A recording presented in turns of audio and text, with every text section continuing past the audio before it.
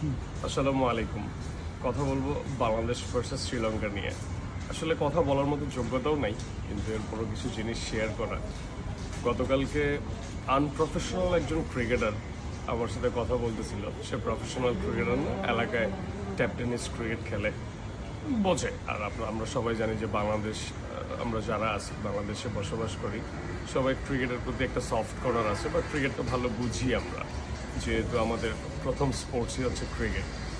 তো উনি বলতেছিল, মানে আমি শক আসলে, নন প্রফেশনাল প্লেয়ার হিসেবে সে এই কথাটা বলছে। ও বলতেছিল যে প্রিন্স ভাই, তৌহিদ হৃদয় অ্যাকচুয়ালি কি মনে হয় আপনার কাছে? তো আমি তার অ্যান্সার দিচ্ছি যে সে তো প্রুফ করছে ঢাকা প্রিমিয়ার ডিভিশন বা বাংলাদেশের টপ লেভেলের যে ক্রিকেটটা, সেটা তো অনেক ভালো ক্রিকেট খেলছে। সেই হিসেবেই কন্টিনিউ ন্যাশনাল টিমে খেলে যাচ্ছে, এবং সে তো বেশ কয়েকটা ইনিংস ভালো খেলছেও।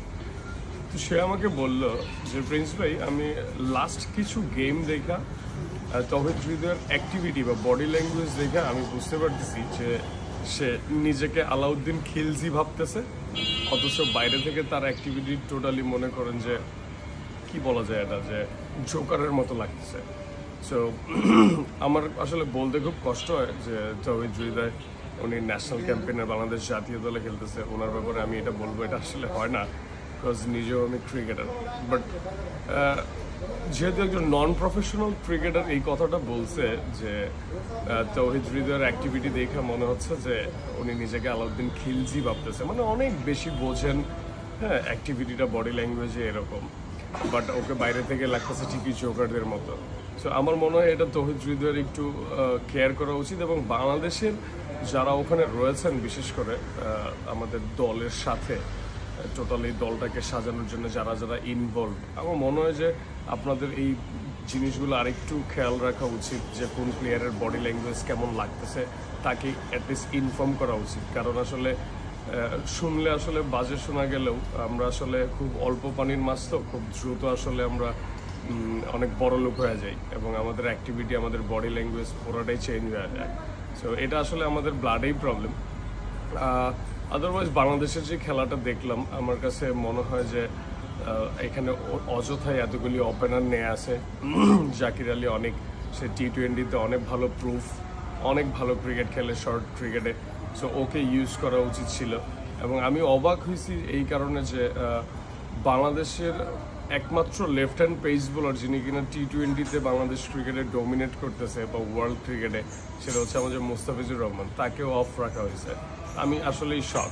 আবার আরেকটা জিনিসের শকটা আমি, যে যখন দেখতেছি শ্রীলঙ্কার স্পিনাররাও কিন্তু পাওয়ার প্লেতে বোলিং করছে, তো পেস বলটা বেশ ভালো ব্যাটে আসতেছিল, ইমন এবং ওপেনার লিটন দাস বেশ ভালো কমফোর্টলি খেলতেছিল।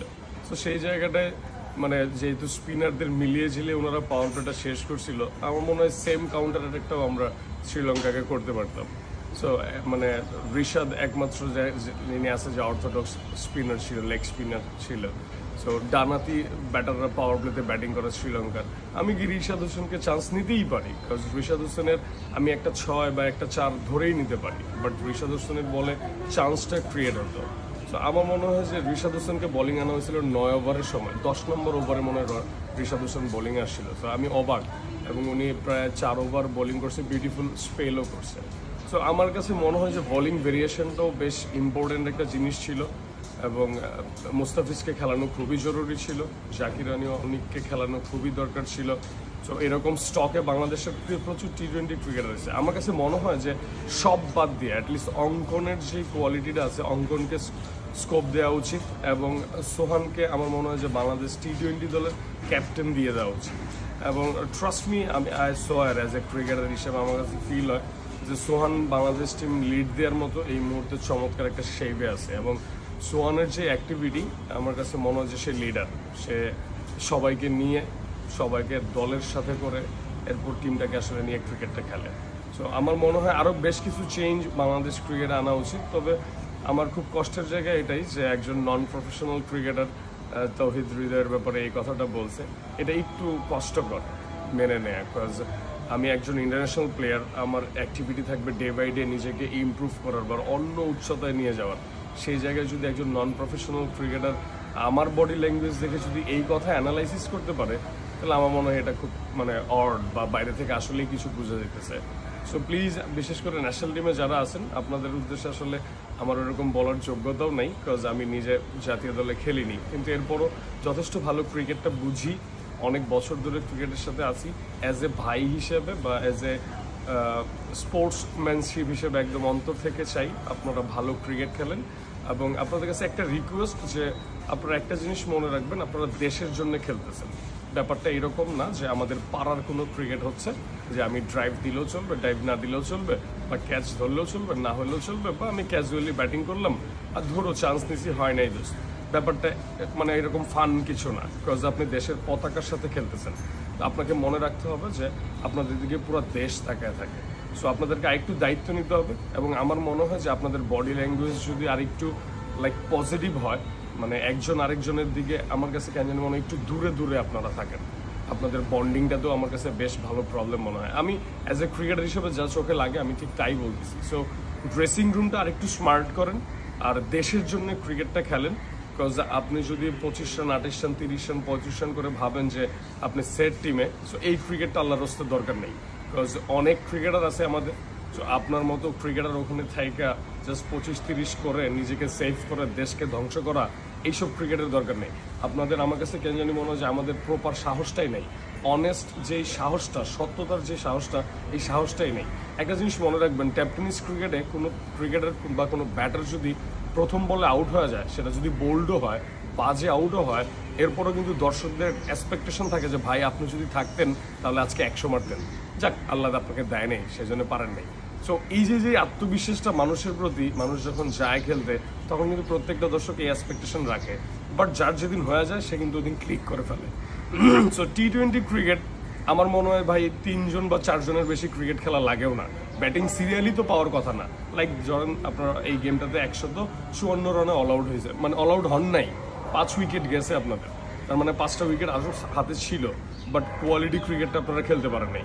একই ক্রিকেট চলতেছে, হাফ বলি বলে ড্রাইভ করব, দূরের বলটা পুল মারবো, মানে অ্যাজ ইউজুয়াল ক্রিকেট, কারো ভিতর কোনো ডিফারেন্ট কোনো কিছু নাই। এবং আমার খুব কষ্ট লাগে যে যারা ন্যাশনাল টিমে এত বছর যাবৎ খেলতেছেন, ধরেন আমি ন্যাশনাল টিমে খেলছি, আমি জাতীয় দলের হয়ে গায়ে জার্সি পরছি, এবং আমি কোনো না কোনো কারণে 1 বছর ক্রিকেট খেলে আমি বাদ পড়ছি। আমার তো উচিত যে যেই একটা বছর বাদ পড়ছি আমি, পরের বছর আমার যে অফ সিজনটা ছিল, এই অফ সিজনে আমার ক্রিকেটটাকে এতটাই ইমপ্রুভ করা যেন বাংলাদেশ ক্রিকেটে আমি আবার যখন ব্যাক করবো জাতীয় দলে, তখন যেন আমার শর্টসগুলো দেখে মানুষ বুঝে যে আমি অফ সিজনটাতে বা এই স্কোয়াডে বাদ হওয়ার পর আমি অনেক কাজ করছি নিজেকে নিয়ে। আমার কাছে কেন জানি মনে হয় বাংলাদেশ ক্রিকেটে এই মানুষটাই আমি এখন পর্যন্ত দেখি নাই। লাইক 2 বছর ক্রিকেট খেলছি বাংলাদেশ টিমে, আমি একটু কোনো না কোনো কারণে একটা সিরিজ বা 2টা সিরিজ থেকে বাদ পড়েছি, মানে আমি দেখা গেছে যে 6 মাস বা 8 মাস বা 1 বছর বাংলাদেশ টিমের বাইরে ছিলাম। আমার কাছে কেন জানি মনে হয় আমি অ্যাজ ইউজুয়ালি প্র্যাকটিস করছি, অ্যাজ ইউজুয়াল ক্রিকেট খেলছি, মেশিন বলে যতটুকু খেলা দরকার ওটুকুই খেলছি। ডিফারেন্ট যে ক্রিকেটটা নিজেকে বের করা, যে এদিক দিয়ে মারলাম, এবি ডিভিলিয়ার্সের মতো এদিক ট্রাই করলাম, ধাম ধাম হাইটা যায় মারতেছি, ডিফারেন্ট কোনো কিছু শর্টস আমি নিজের সাথে অ্যাড করছি, আমি এই ক্রিকেট এখনো বাংলাদেশের মানে জাতীয় দলে যারা খেলছেন আমি তাদের মানে এখনো পাইনি বা দেখিনি। সো আই এম সরি এত কিছু বলার জন্য, অ্যাজ এ ক্রিকেটার হিসেবে এত কিছু বলা আসলে যায়ও না, যে কারণে বলিও না। বাট আসলে অ্যাক্টিভিটিগুলো বা টিমের ড্রেসিং রুমটা, প্লেয়ারদের অ্যাক্টিভিটি, বডি ল্যাঙ্গুয়েজ আসলেই অড লাগতেছে ভাই। সো প্লিজ আল্লাহর ওয়াস্তে আপনারা যারা ক্রিকেট খেলতেছেন, দেশের জন্য ক্রিকেট খেলেন এবং একটু ফেয়ারলি সাহসের মাধ্যমে ক্রিকেটটা খেলেন প্লিজ। আর যারা এতক্ষণ দেখলেন অবশ্যই কমেন্টসের মাধ্যমে আপনাদের মতামতটা জানাবেন। আসসালামু আলাইকুম, বি সেফ।